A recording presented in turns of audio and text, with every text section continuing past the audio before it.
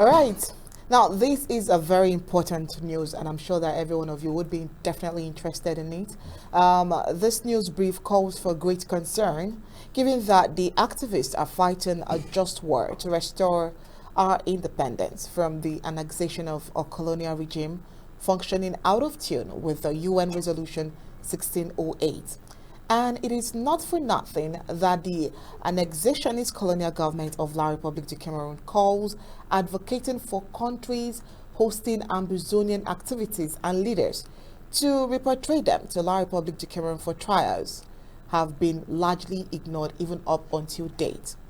While information reaching Undaunted, ABC Amba TV says Wilson Nuyila Tita, a U.S. resident of the Ambazonian extraction, has been slammed with a 63-month jail term in a federal prison by a U.S. court.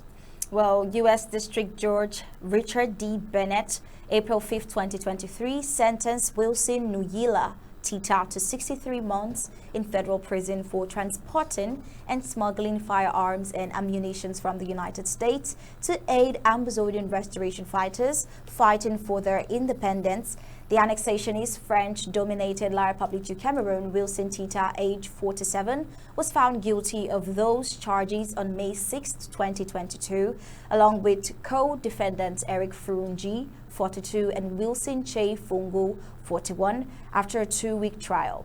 Eric Frungi was earlier sentenced to a 5-year jail term on March 21st. In handing down the sentence, the court relied on the evidences before it said those weapons were trafficked through neighboring Nigeria before being handed over to restoration forces fighting La République du Cameroon colonial occupier government forces in the southern Cameroon's Amazonia between November 2017 and July 2019.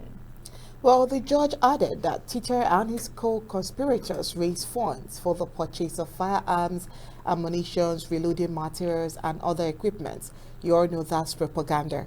Now, for shipment overseas to the freedom fighters fighting the annexationist colonial government of La République du Cameroon. But the U.S., being a law-abiding country, knows that a people unjustly occupied, suppressed, oppressed, subjugated, annihilated, a people who are being killed in their tens and thousands, their women raped, their girls raped, maimed unjustly, jailed without trial. Should we even talk about extortions as well? They have a right to self-determination. This is why the peace-loving and justice-seeking people of the southern Cameroon's Amazonia, on whom the genocidal dictator of French Cameroons, President Paul Biya, declared war in 2017 for no just cause. For no just cause reason.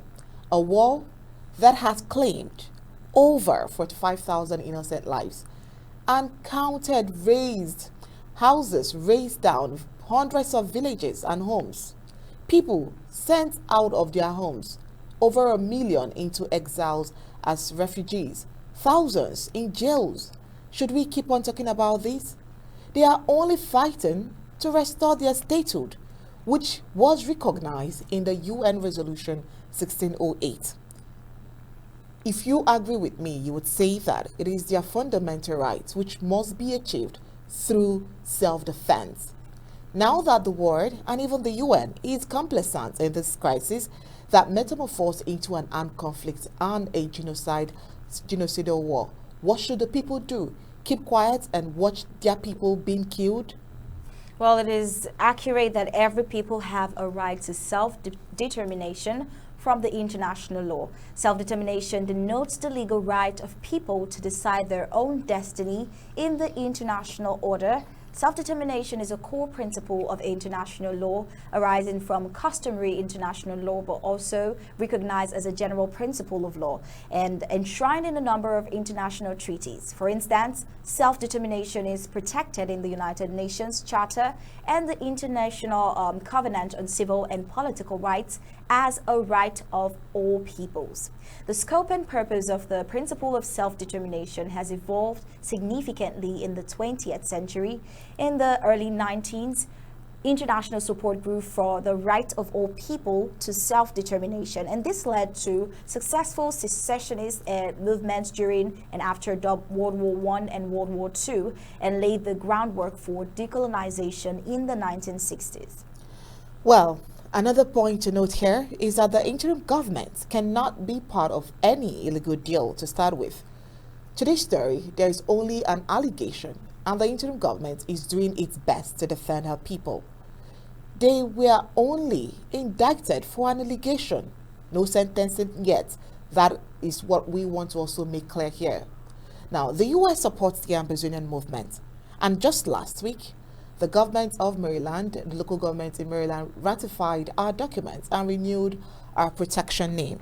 So, all of these are just propaganda from La Republic de Cameroon to cause fear and trembling. But I'm sure the people know better right about now, and they will stand for what they believe in until freedom and independence is given.